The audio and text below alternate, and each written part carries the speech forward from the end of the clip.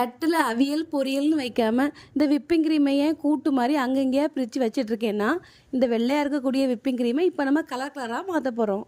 எதுக்கு இதை நான் கலர் கலராக மாற்ற போகிறேன்னா இதை வச்சு தான் இன்றைக்கி நம்ம டெக்கரேஷன் பண்ண போகிறோம். இந்த டெக்கரேஷனை வந்து நான் ரீசெண்டாக இன்ஸ்டாகிராமில் தான் ஒரு ரீலில் பார்த்தேன். அவங்க வந்து கிளேஸில் வந்து 4 கலர் யூஸ் பண்ணி அதை வச்சு ஒரு டெக்கரேஷன் பண்ணியிருந்தாங்க. அதை வந்து நான் இன்றைக்கி விப்பிங் க்ரீமை வச்சு ட்ரை பண்ணி பார்க்க போகிறேன். பேலட் நைஃப்பில் நான் ரெடி பண்ணி வச்சுருந்த 4 கலர் விப்பிங் க்ரீமையும் வச்சு கேக்கு மேலே லைட்டாக தேய்ச்சி எடுத்தேன். பார்க்குறதுக்கு ரொம்ப கலர்ஃபுல்லாக அழகாக இருந்துச்சு. இனி வழக்கம் போல் ஹாப்பி பர்த்டேன்னு சொல்லி பர்த்டே பேபியோட நேமை எழுதி எடுத்துக்கிட்டேன். அப்புறமா நான் ரெடி பண்ணியிருந்த சாக்லேட்டையும் சைடில் வச்சு பார்த்தேன். பார்க்க ரொம்ப அழகாக இருந்துச்சு. இந்த கேக் பார்த்தீங்கன்னா 1/2 kg பிஸ்தா கேக்கு. அதனால க்ரீன் கலர்லேயே வந்து ட்ரிப்பிங் மாதிரி கொடுத்து எடுத்துகிட்டு கீழேயே வந்து க்ரீன் கலர்லேயே ஒரு சின்ன டிசைன் மாதிரி போட்டு எடுத்துக்கிட்டேன்.